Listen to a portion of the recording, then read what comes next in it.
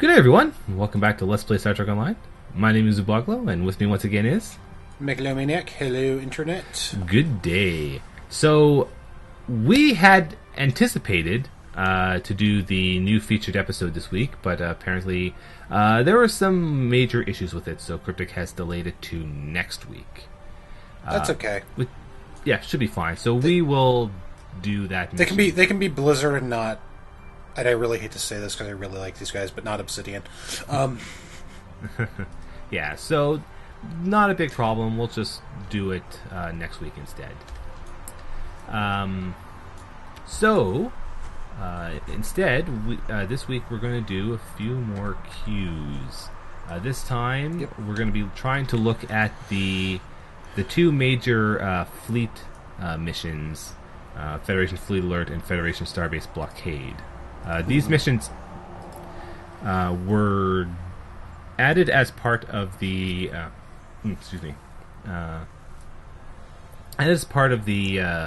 like when the fleet system was revamped as basically the way to get fleet marks, which are used in fleet projects, which was the precursor to the current project system in Star Trek Online. Mm-hmm. The reputation stuff. Yeah, the current... And then the new reputation. by kind of extension, the crafting. Yes. And we got one pretty quick. Although the crafting system is more of an extension of what Neverwinter it's more did Neverwinter's. with the whole project system, yeah. It's all recursive. Well, I mean... To the point where when they make sequels to these games, they're going to be awesome. I don't think they'll ever make sequels. No, there's no reason to make sequels. Yeah, so what Cryptic does is they do a lot of internal work. Well, I take it back. I could see them making a Champions Online too. Yeah. That game's kind of held together by gum. Yeah, Champions Online is kind of at a point where that actually may be what it needs. Alright, so Federation Fleet Alert. This one's actually kind of interesting. What happens is, so there also, are... ignore the sirens. I did not murder anybody, and they have not found me. Alright.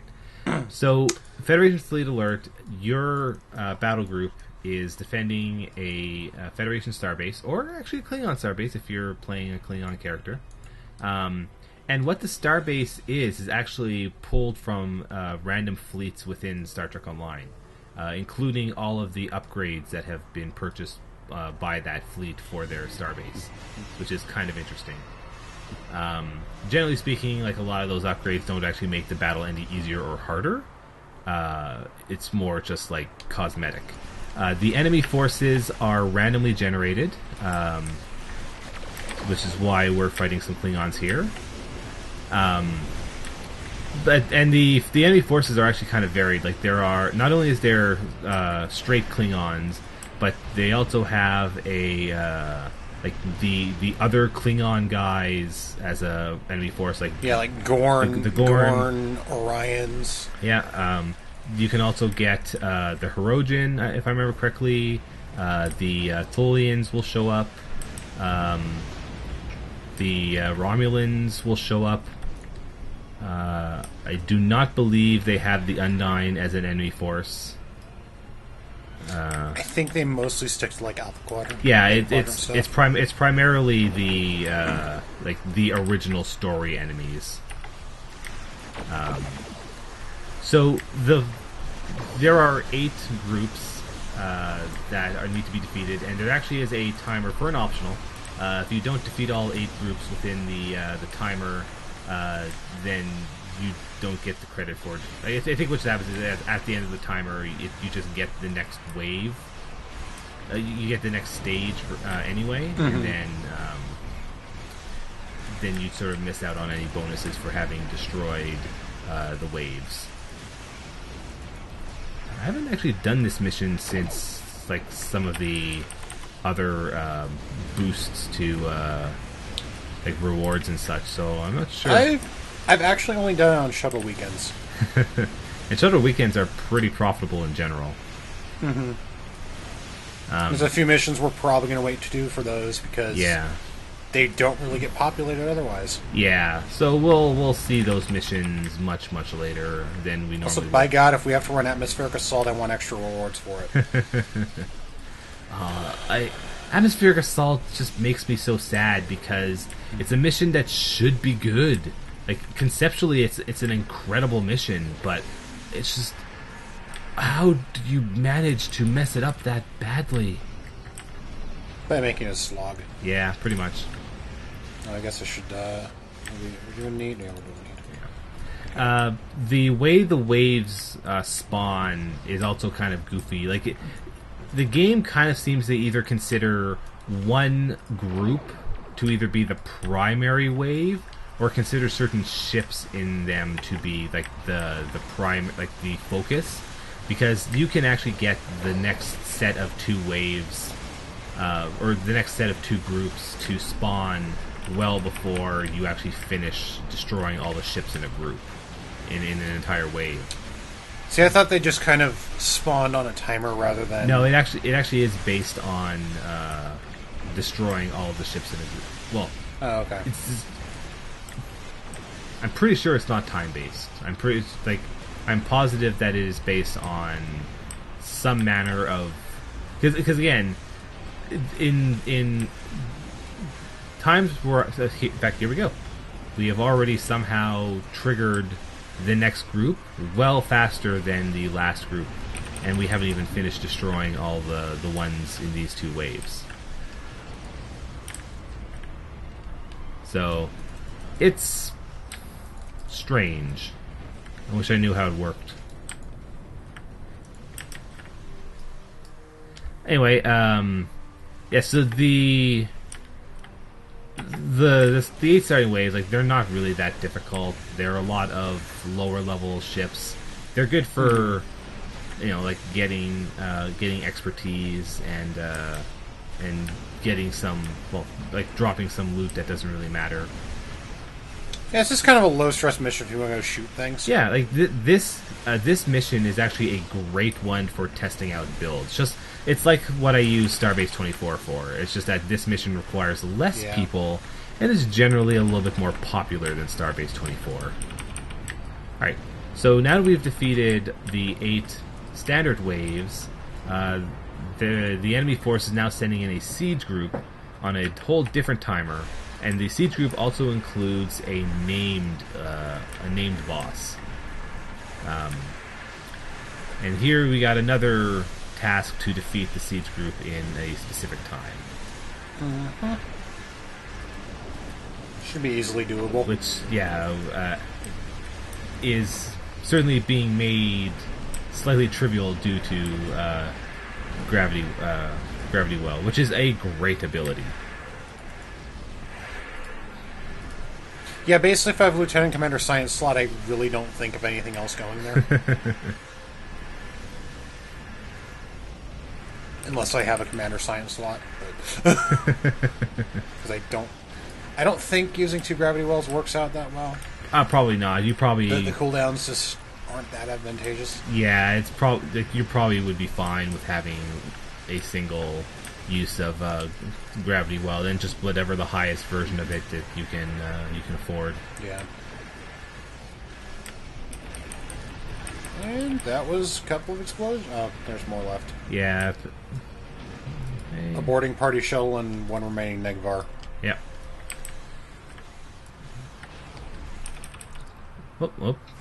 There we go. Closed the response. Anyway, so some fleet marks, and actually a pretty decent chunk of fleet marks. That gave me 54, and fleet marks do not get a daily bonus. Mm-hmm. So that's actually a pretty profitable amount of marks for that mission. Although at the same time, you get like 50 per fleet mark, 50 fleet credits per fleet mark you spend, or something like that. Something like that, yeah. The issue I'm having is my fleet is kind of advanced enough to where there's not much stuff to spend fleet marks on aside from the daily projects, which kind of get filled up really quickly. Yeah. Hey, it didn't kick you from the team that time either. I wonder if they fixed. Awesome. I wonder if they fixed that in a recent patch. Yeah, or they're thinking, hey, maybe people want to do these together since they're fleet events. All right. The window didn't. So now we have to do Federation Starbase Blockade. Yeah, it's just for some reason the button's not showing up for me. Oh, Oh, because Thank you. you became... No, I just went and did that. Oh, I became Yeah, team you leader? became team leader. So that's why I I'm the didn't see... bestest. That's why I didn't see the button. Also, you do get oh, cool. I believe at least you get boxes, Oh, yes, yeah. material boxes. It for still that. gives you the R&D boxes. We should And also it is mention... in fact a R&D weekend. It's an R&D so bonus you got weekend. Extras. There's also a... Because it's an R&D bonus weekend, there's also a sale on R&D stuff going on. I think... So while we're waiting for Starbase Blockade to get some people in the queue, Depending on how long this takes. we'll talk a little bit. Hoping for less than last time. Yeah, hopefully. We'll talk a little bit about. Yes, there wasn't very much in the way of news this week. However, Cryptic announced that Nog is coming to the game.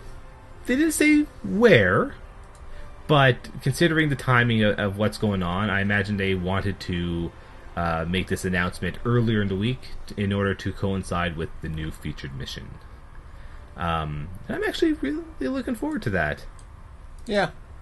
Nog's awesome, and as I pointed out earlier, I believe his career has actually progressed faster than Harry Kim's. Very likely. Oh, poor Harry. Poor dumb Harry. Yeah. I mean, it's been 40 years since Voyager, and Voyager was chronologically after DS9? Kinda. Voyager started, I want to say season 4 of DS9. Okay. So, Voyager ended 3 or 4 years after Alright, DS9. so... I'd have to look up the dates. It's... Okay, yeah, so... You could basically say that... Yeah, Nog's entire career has been the time since Voyager ended. Yeah. Well, now here, to be fair, Nog was also kind of a war hero, which probably sped along his promotions a little bit. Possibly.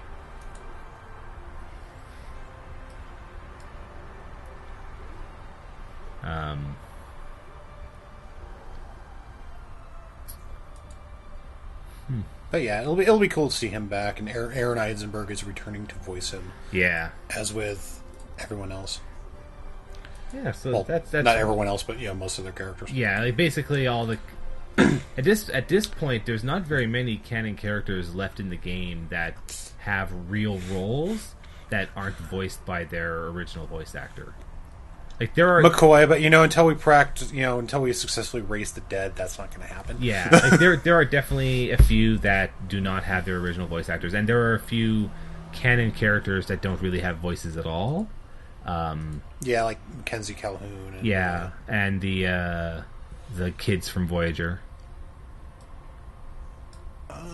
Yeah. Yeah, they are. Well, Ichab was old enough to. Yeah. Oh, or do you mean No, I mean Ichab is actually in the game, and so is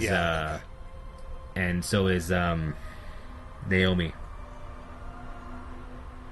Amusingly, they probably could get Naomi Wildman's original actor to voice her and have it be reasonable. They probably could. Because that girl's got to be 20 at this point. More than 20. Jeez, yeah, she would be. That thing when you realize child actors all grew up. Yeah. I mean, she wouldn't be as old as her in-game representation, but it would be closer. It'd be enough. Yeah.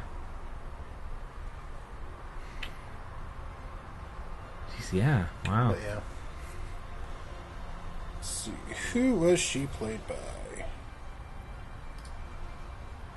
Scarlett Palmers.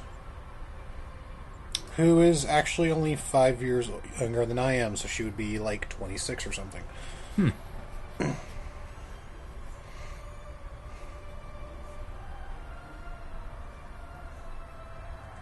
Here's the question: does she still act? Oh, she apparently sings, does musical stuff. Interesting. Oh, I guess I should also mention that since folks will be noticing some toasts about them on the screen, Cryptic also started a new giveaway event for the Alachi Shishar, except this time the Shishar is a command variant instead of the intelligence variant that was released before. Basically, it's the exact same ship. I think it's got a different ship trait now, however, and instead of the intelligence bridge officer slot, it's a command bridge officer slot. But otherwise, it's basically the same ship as what they released before. Mm-hmm. So if you already have dual the variant of it, yeah. So it's kind of neat on one hand that they've, that they're doing that not only are they re-releasing it, but they're re-releasing it as a slightly altered version. My problem with it, though, is that well, on one hand, like it fractures the use of it. Like if you got the original one, but you don't want an intelligence slot, you would rather have a command slot. Now you've got to try and get a second Shishar. That's all part of their plan. Yeah. Well, yeah. The other problem I have is that I remember that before the expansion, Cryptic had talked a little bit, not a lot, but they talked a little bit about wanting to release ways to customize your bridge officer slots on a ship. And if they're going to start going around releasing variants of existing ships specifically to give them another loadout slot, that kind of sort of doesn't help their plan to release modifiers. Like, even if I would be perfectly fine paying to buy a bridge officer reroll thing from the store for some of the ships, because like there are ships that I have that I really like, but the bridge officer slot loadouts on them don't really suit my playstyle very well. Like, actually, a very good example is the Jem'Hadar Dreadnought Carrier.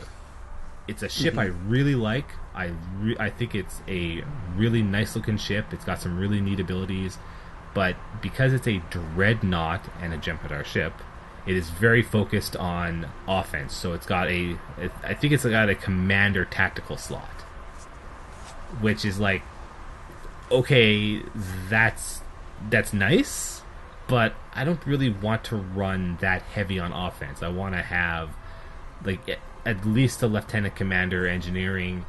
I want to have the slot my slots for my defensive and regeneration abilities. If that means I lose out on a lot of like tactical slots, I'm fine with that. So like it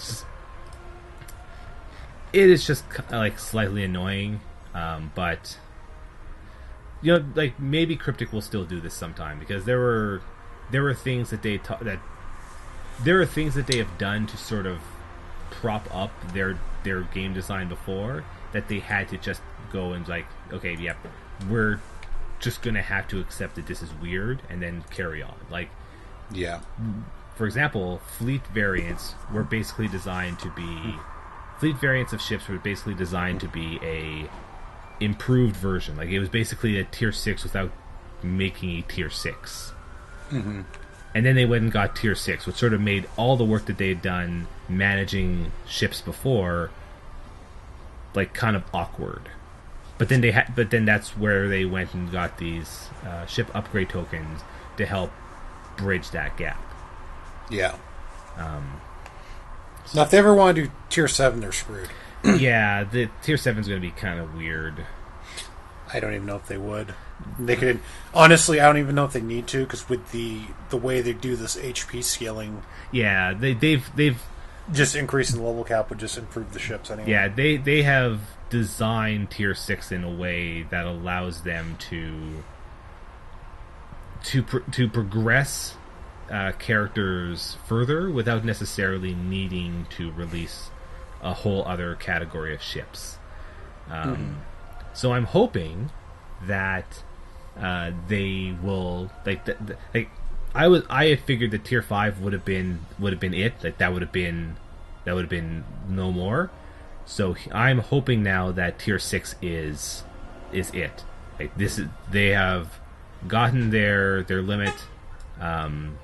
They've now designed a forward compatible, future proof setup for their. Yes, That was a lot faster.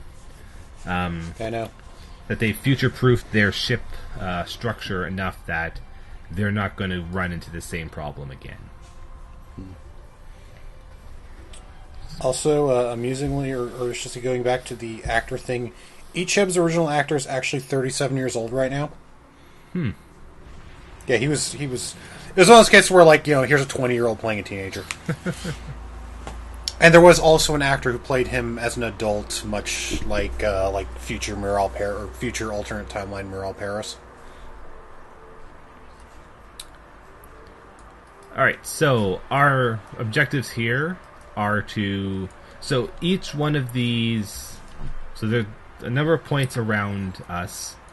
Transports will warp in from each one. We need to guide them to the starbase. The starbase, while targetable, will not be attacked by the enemy. So we don't need to worry about defending the starbase. We only need to worry about defending the transports. Okay, so is it smart to spread out, or... Probably will be. Okay, I'll go... I don't know north. how wide they... Alright, so here's... I'm at least pretty fast, so I can Yeah. kind of move quickly, but... I don't know how wide they come out at a time, but we have 15 minutes to defend as many transports as we can.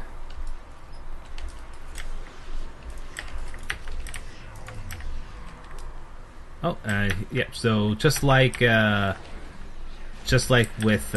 fleet, the starbase defend, the enemies for transport defense are randomized. So this time we're dealing with Tholians.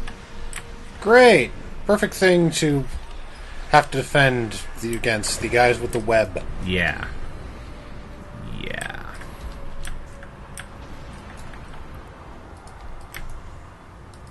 Oh, it's like another transport spawn just over here. There we go.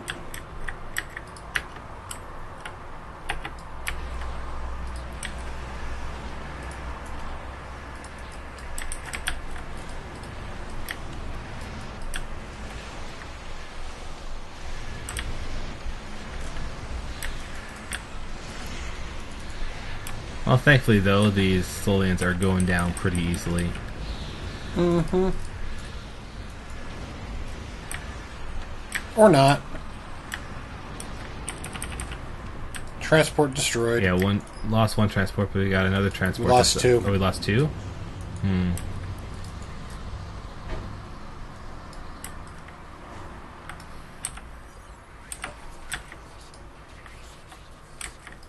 Well, we got one through at least. Okay.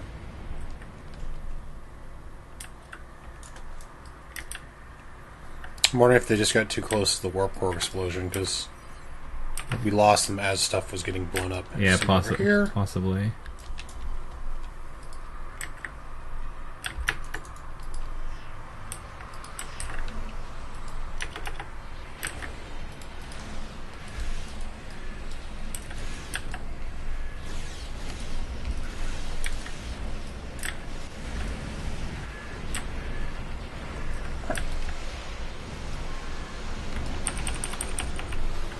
Okay, so since multiple transports will spawn at a time, we definitely do want to try and spread out.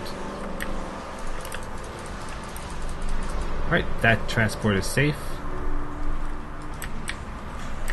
Onwards to the next one.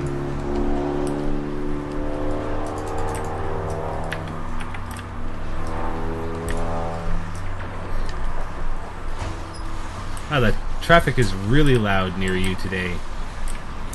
Yeah, well, it's Memorial Day weekend, so everyone's getting out of town. That's right, it is.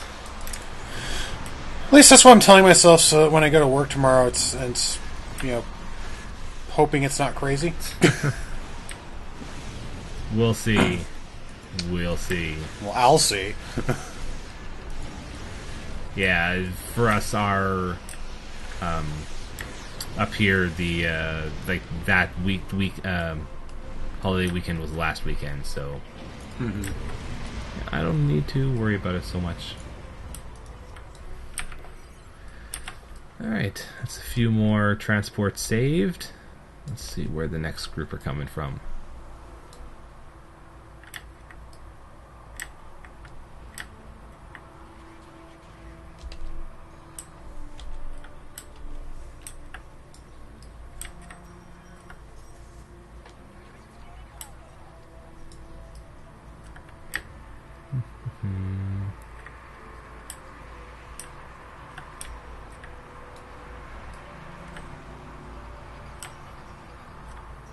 Oh, okay, there's another one spawned. Oh, right there. Come on.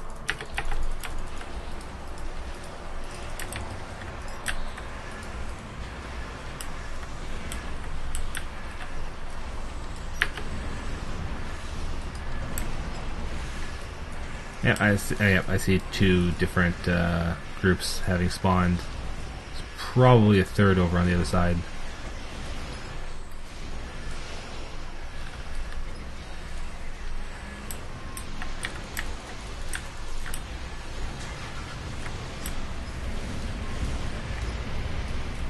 Right, that's another one down.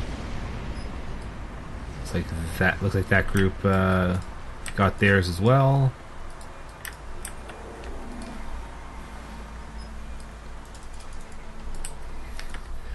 Oh, excuse me. You are excused.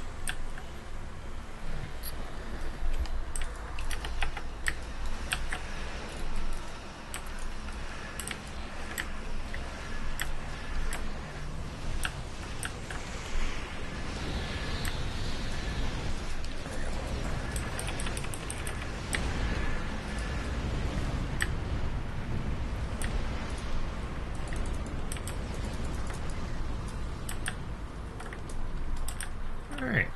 And that's a little over 5 minutes. That's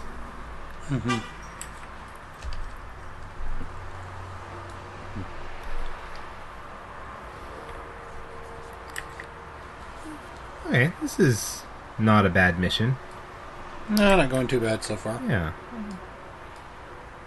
Bro, just like Fleet Defense, or Starbase Defense, this is actually like a fairly simple mission that allows you to play around with some builds. I guess it's just not as popular. It may not actually be as rewarding as Starbase Defense, which is probably why the queue was. I think it's also the time limit. Yeah, it being a fixed 15 minutes is. This is a set 15 minutes, yeah. Yeah, whereas Starbase Defense can be a lot shorter depending on your team's skill.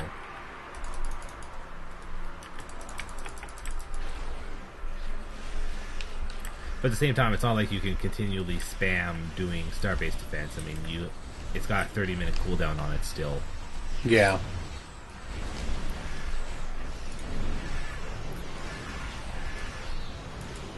It's just unfortunately with the way the queue design is done for the game, there are places where it doesn't work nearly as well as it really should, and it's kind of a shame.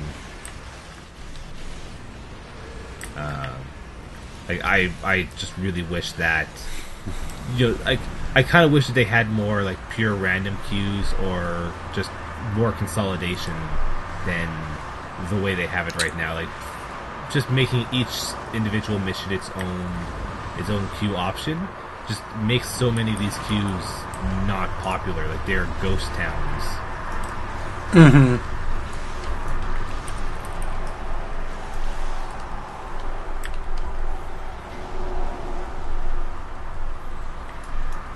Yeah, just having a like random queue option with some slight bonus rewards. Yeah, would do. I know. I know. Old Republic did that. Yeah, like a lot of MMOs have stuff like that. Like that's kind of a hallmark of. It's kind of a hallmark of MMOs that are designed around the type of queued instances, like this for their end game content. Yeah. WoW, Final Fantasy 14, Tor, eventually. Games like those, they structure a lot of their endgame stuff around the ability to queue for these types of instances. Mm-hmm.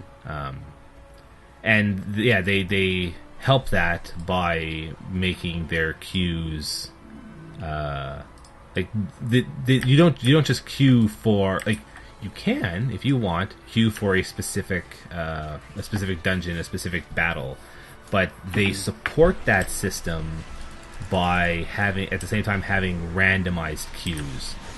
Things like, just give me any dungeon, or just give me a dungeon of these types. Yeah, and they don't disallow choice, they just kind of incentivize doing the random one. That's right.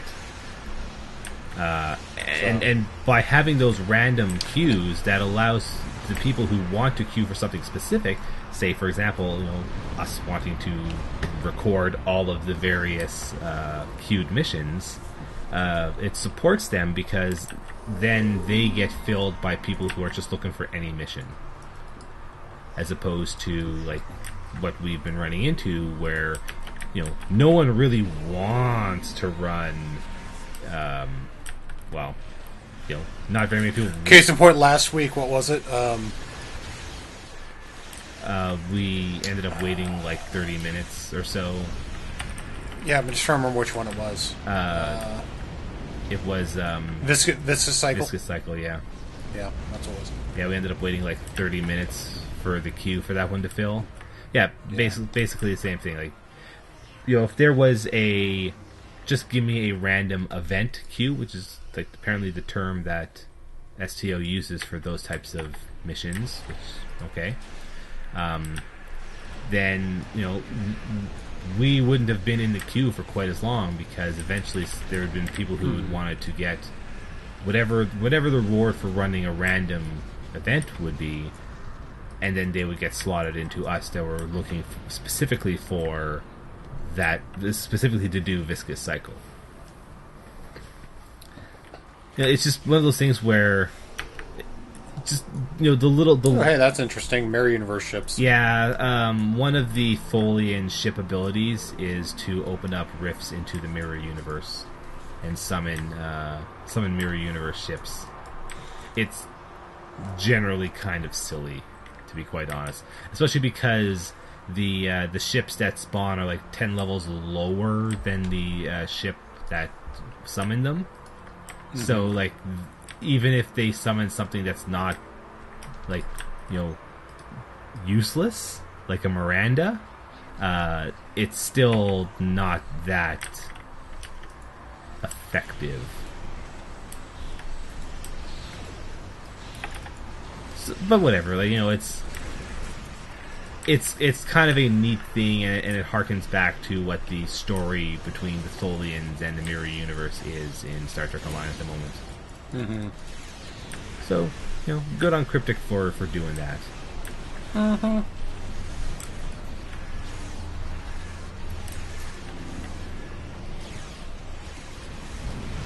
Yeah, I really like a lot of the queues that are in STO, but with how few people seem to be running some of the ones that I really want to be playing, like, I just really wish that they had some manner of just give me a random queue, or to incentivize people to run the less popular queues. Mm-hmm. I actually wonder how Neverwinter does it, because I never got to like max level in that game. Yeah, because I know it does have queue for specific things, but I want to say it has a queue for random one too. But I could be misremembering. It may have been a exact similar structure to STO, especially because it is like the same engine. So maybe Neverwinter suffers from the same problem as well. Which again would be kind of a shame, because I remember those missions actually, like some of the dungeons in Neverwinter actually being kind of neat. But I also haven't played Neverwinter in, like a while. Yeah, like I don't know, like 2 years by now. Wow, it's kind of a shame, because I actually did like Neverwinter quite a bit. Yeah, it's everyone we play with kind of dropped out. Yeah. I just kind of stopped following the stuff that they were doing. Which, again, it's kind of a shame. Like I said, I did actually like Neverwinter. I just... Well, I know now they, along with Wizards of the Coast, just are kind of doing weird mass media tie-ins to what the latest D&D 5th edition adventures are. Like they did one for the last, or I should say the first kind of big adventure for 5th edition Dungeons and Dragons was Tyranny of Dragons, which involved a cult resurrecting Tiamat, who's the evil dragon god. Just simplest way to put that possible. And the next one involves elemental evil, so both the adventure came out and now Neverwinter's doing stuff with that too. So it's kind of interesting for them to be doing tie-in stuff with Neverwinter, considering that's a 4E property. The game itself is based on the 4E stuff, so... I don't know if they advanced the timeline or what. Yeah, I don't know, because I know that Neverwinter itself does run off of the 4E timeline, for sure. Yeah, originally it was 4E based. So again, maybe we'll just go back and so we got 30 fleet marks out of that one. 15 out of 22 transports. That's not too bad. Yeah, that was a all right. The reward's not quite as good as just doing the normal star-based defense, but I don't know. I kind of like that.